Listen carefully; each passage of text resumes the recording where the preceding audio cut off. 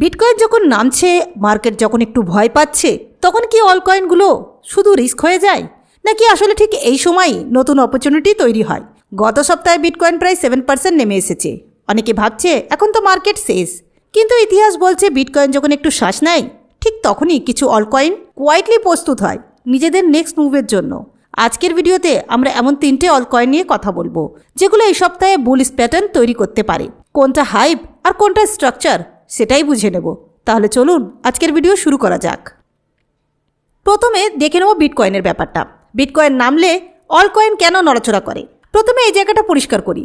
Bitcoin গত সপ্তাহে $96,000 থেকে নেমে প্রায় $88,000 ছুঁয়ে গেছে।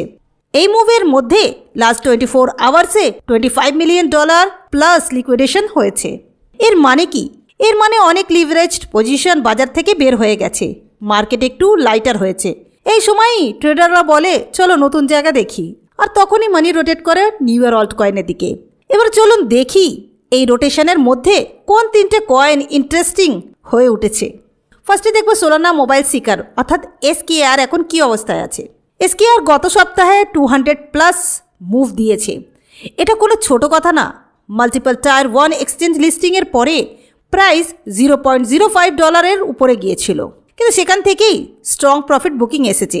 এই মুহূর্তে SKR ট্রেড করছে প্রাইস $0.028 আশেপাশে। শেষ 24 আওয়ার্সে প্রায় 15% কারেকশন নিয়েছে। এখন প্রশ্ন, এটা কি শেষ নাকি পজ? চার্ট কি বলছে? RSI এখন প্রায় 50 এর কাছে, মানে বায়ার বা সেলার কেউই ক্লিয়ার কন্ট্রোলে নেই। কিন্তু একটা জিনিস ইম্পর্টেন্ট, প্রাইস এখন EMA 20 এর নিচে। যদি এই লেভেলের নিচেই থাকে তাহলে $0.02 পর্যন্ত আরও ডাউনসাইড দেখা যেতে পারে। আর বুলিশ হতে চাইলে SKRকে আগে $0.035 ব্রেক করতে হবে। ওটা হলে আবার $0.05 টেস্ট করা সম্ভব। দ্বিতীয় অলকয়েন হচ্ছে পাম্প.ফান অর্থাৎ PUMP টোকেন। এবার নেক্সট প্রশ্ন হচ্ছে কি PUMP অর্থাৎ পাম্প ফান টোকেন কি সত্যি বাউন্স করতে পারে? পাম্প.ফান এখন একটা ইন্টারেস্টিং জায়গায় আছে।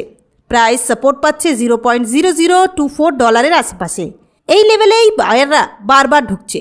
এই মুহূর্তে পাম্প ট্রেড করছে প্রায় $0.0026। শেষ 24 আওয়ার্সে প্রায় 5% বাউন্স করেছে। কিন্তু এখানেও একটা সমস্যা আছে। উপরে একটা ডিসেন্ডিং রেজিস্ট্যান্স লাইন আছে, ওখানেই বারবার সেলিং আসছে। যদি প্রাইস ওখান থেকে রিজেক্ট হয় তাহলে $0.00235 ব্রেক করে $0.0017 পর্যন্ত নামতে পারে। কিন্তু যদি ক্লিয়ার ব্রেকআউট হয় তাহলে $0.0033 পর্যন্ত একটা কুইক মুভ সম্ভব। মানে এটা এখন পিওর স্ট্রাকচার গেম। এবারে আসছে তৃতীয় আর খুব ইম্পর্টেন্ট টোকেনের ব্যাপারে, অফিসিয়াল ট্রাম্প অর্থাৎ TRUMP টোকেন কি ব্রেকআউটের জন্য প্রস্তুত? ট্রাম্প টোকেন গত সপ্তাহে একটা শার্প ড্রপ দেখেছে। প্রাইস নেমে গিয়েছিল EMA 20 এর নিচে। সাধারণত এটা বিয়ারিশ সাইড, কিন্তু ইন্টারেস্টিং ব্যাপার হলো এই ডিপে স্ট্রং অ্যাকুমুলেশন হয়েছে।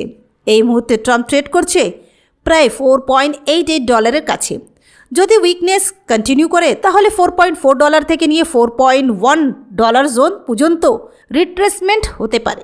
কিন্তু বায়াররা একটা জিনিসের জন্য ওয়েট করছে, $5 লেভেলের। যদি ডেলি ক্লোজ $5 উপরে হয় তাহলে ট্রেন্ড আবার বায়ারের হাতে যেতে পারে এবং টার্গেট হতে পারে $5.7। এখন একটা অনেস্ট কথা বলি, এই মার্কেটে সব কয়েন পাম্প করবে না, সব ডিপ বাই করার দরকারও নেই। কিন্তু স্ট্রাকচার বুঝলে রিস্ক অনেকটাই কন্ট্রোল করা যায়।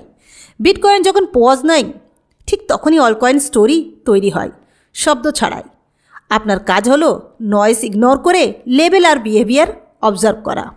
তাহলে ভিডিওটা যদি আপনাকে ক্লিয়ার থিঙ্কিং দিতে পেরেছে তাহলে একটা লাইক দিন। আর এমন এক্সপ্লেন করে বলা অ্যানালাইসিস নিয়মিত পেতে চাইলে আমাদের চ্যানেল সিমা টকিসকে সাবস্ক্রাইব করে রাখুন।